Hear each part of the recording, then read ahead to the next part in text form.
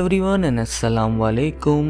Welcome to Intellectual Minds. दोस्तों, आज हम बात करेंगे इस सदी की शायद सबसे कामयाब इकोनॉमिक स्टोरी पे, the rise of China as a global economic power house. आज हम जायज़ा लेंगे उस इकोनॉमिक जर्नी का जिसने चाइना को एक स्ट्रगलिंग नेशन से दुनिया की दूसरी बड़ी इकोनॉमिक ताकत बनाया। तो चलिए शुरू करते हैं। चाइना की तरक्की को समझने के लिए उसकी हिस्ट्री का जायज़ा लेना अहम है। चाइना की हज़ारों साल पुरानी हिस्ट्री इनोवेशन, ट्रेड और कल्चर अचीवमेंट्स पर मबनी है। 20वीं सदी से पहले चाइना टेक्नोलॉजिकल इन्वेंशंस के लिए बहुत मशहूर था। इन इन्वेंशंस में पेपर, गन पाउडर और कंपास सरे फहरिस्त हैं। उस दौर में भी चाइना का शुमार बड़ी और एडवांस इकोनॉमीज़ में होता था, मगर 19वीं सदी में चाइना का ज़वाल देखा गया, जिसकी वजह कुछ अंदरूनी मामलात का ख़राब होना और कुछ दूसरे मुल्कों का चाइना पर हमला करके उनकी कुछ टेरिटरीज़ पर कब्ज़ा हासिल करना था। 19वीं सदी की आखिर तक चाइना एक कमज़ोर मुल्क बन चुका था। इन तमाम दौर में चाइना में मुख्तलिफ डायनेस्टीज़ की हुकूमत रही, जिनमें सबसे अहम किंग डायनेस्टी है, जिसने 1644 से लेकर 1911 तक चाइना पर हुकूमत की। किंग डायनेस्टी 1911 में एक रेवोल्यूशन मूवमेंट की वजह से ख़त्म हुई। इसे रिवाइव चाइना सोसाइटी कहा जाता है। इस सोसाइटी के ख़त्म होने के बाद ही रिपब्लिक ऑफ चाइना का क़याम अमल में आया।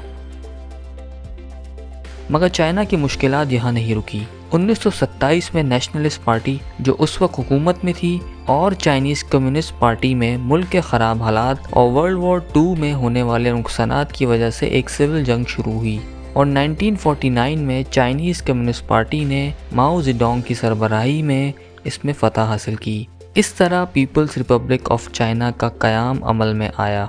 हारने वाली नेशनलिस्ट पार्टी ने करीब ही एक आइलैंड में जाके पनाह ली, जिसे आज ताइवान के नाम से जाना जाता है।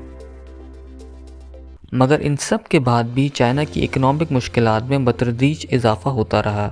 इन मुश्किलात से निपटने के लिए माओ जेडोंग ने कुछ अहम प्रोग्राम्स और पॉलिसीज़ का आगाज़ किया, जिनमें ग्रेट लीप फॉरवर्ड और कल्चरल रेवोल्यूशन सरे फहरिस्त हैं। ग्रेट लीप फॉरवर्ड कैंपेन को 1958 में शुरू किया गया, जिसका मकसद इकोनॉमिक एंड सोशल ट्रांसफॉर्मेशन था। इसकी दो अहम पॉलिसीज़ थी, जिनमें पहला लैंड डिस्ट्रीब्यूशन, मतलब ज़मीन को ज़मींदारों से लेके किसानों में बांटना, और फिर एग्रीकल्चर को कलेक्टिवाइज करना, मतलब तमाम किसान का एक ही ज़मीन पर काम करना।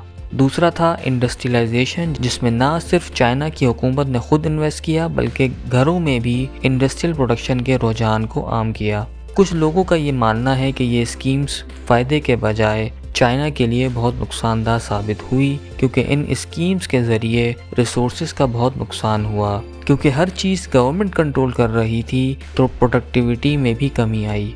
इन ख़राब पॉलिसीज़ की वजह से 1959 से लेके 1961 तक चाइना में हिस्ट्री का सबसे बदतरीन कहर आया, जिसमें तकरीबन 30 मिलियन से ज़्यादा लोगों की जानें गई। 1975 में माओ जेडोंग की मौत के बाद उनके सक्सेसर डेंग जियोपिंग ने अहम इकोनॉमिक रिफॉर्म्स के ज़रिए चाइना की इकोनॉमी को टर्न अराउंड किया। इन इकोनॉमिक रिफॉर्म्स को रिफॉर्म एंड ओपनिंग अप भी कहा जाता है, जिनमें चाइना की इकोनॉमी को फॉरेन ट्रेड एंड इन्वेस्टमेंट के लिए खोलना, मार्केट ओरिएंटेड इकोनॉमी की तरफ शिफ्ट करना, एग्रीकल्चर की प्रोडक्शन और मैनेजमेंट को बेहतर करना, किसानों को ज़मीन लीज पर देना ताकि वो अपनी मर्ज़ी से जो चाहे प्रोड्यूस कर सकें, एजुकेशन के निज़ाम में तब्दीलियाँ लाना और इन्वेस्टमेंट्स के लिए स्पेशल इकोनॉमिक जोन का क़याम शामिल है। यही दौर चाइना के इकोनॉमिक राइज का आगाज़ था। इन रिफॉर्म्स के बाद चाइना को अपनी मैन्युफैक्चरिंग की बुनियाद पर दुनिया में फैक्ट्री ऑफ द वर्ल्ड कहा जाने लगा।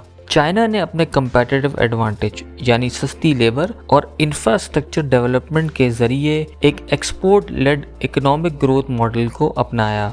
इस ग्रोथ मॉडल की बुनियाद पर ही चाइना 2001 में वर्ल्ड ट्रेड ऑर्गेनाइजेशन का पार्ट बना और देखते ही देखते चाइना ने ग्लोबल ट्रेड पर अपना दबदबा बना लिया। चाइना के और अहम इकोनॉमिक रिफॉर्म्स में अर्बनाइजेशन और इंडस्ट्रियलाइजेशन है, जिसमें रूरल एरिया से लोगों ने बड़े शहरों की तरफ माइग्रेट किया, जिसकी वजह से इंडस्ट्रियलाइजेशन में इजाफा हुआ। इसके अलावा चाइना ने रिसर्च एंड डेवलपमेंट में बड़ी इन्वेस्टमेंट की, जिसके नतीजे में चाइना टेलीकम्युनिकेशन, ई कॉमर्स और ग्रीन टेक्नोलॉजी में दुनिया का लीडर बना।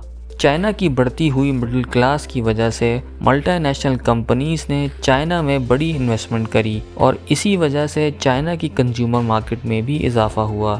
مگر بات یہاں نہیں رکی۔ چائنا اس وقت دنیا میں اپنے اکنامک انفلوئنس کو بڑھانے کے لیے بیلٹ اینڈ روڈ انیشیٹو کو پرسیو کر رہا ہے، جس کا مقصد ایشیا کو افریقہ اور یورپ سے زمینی اور سمندری راستوں کے ذریعے کنیکٹ کرنا ہے تاکہ ریجنل انٹیگریشن کو بہتر کیا جا سکے، ٹریڈ کو بڑھایا جا سکے اور اکنامک گروتھ میں اضافہ کیا جا سکے۔ دوستو، کس نے سوچا تھا کہ وہ ملک جس کا پاورٹی ریٹ 40 سال پہلے 90% سے بھی زیادہ تھا، وہ ملک اپنی بہترین پالیسیز کی وجہ سے دنیا میں ایک بڑی اکنامک پاور بن کے ابھرے گا۔ اس وقت چائنا کا پاورٹی ریٹ 1% سے بھی کم ہے۔ چائنا کا شیئر دنیا کی ٹوٹل جی ڈی پی میں اس وقت 18.5% سے بھی زیادہ ہے، جبکہ IMF کی رپورٹ کے مطابق دنیا کی اکنامک گروتھ میں چائنا اس سال تقریباً 35% کنٹریبیوٹ کرے گا۔ مگر جہاں سب چیزیں اچھی ہیں، وہاں چائنا کی کچھ پرابلمز بھی ہیں، جن میں سب سے اہم CO2 ایمیشنز ہیں، مطلب انوائرمنٹ یا ماحول کا خراب ہونا۔ اس کے علاوہ جیو پولیٹیکلی اپنا انفلوئنس کو بڑھانا اور کچھ حد تک انیکویلٹی بھی چائنا کے کچھ مسئلوں میں شامل ہے۔ پر یقیناً rise of China as an economic power شاید ہسٹری کا ایک اہم سبق ہے، جس نے گلوبل اکانومی کو بالکل بدل کے رکھ دیا، لاکھوں لوگوں کو غریبی سے نکالا اور دنیا کے لیے نیو اپارچونیٹیز کا دروازہ کھولا۔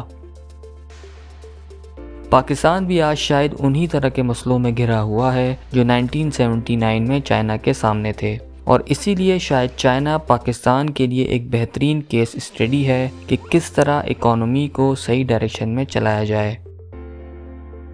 اگر آپ کو یہ ویڈیو پسند آئی ہے تو سبسکرائب کریں، لائک کریں، شیئر کریں اور بیل آئیکن کا بٹن دبائیں تاکہ آپ کو ہماری آنے والی تمام ویڈیوز کا نوٹیفیکیشن ملتا رہے۔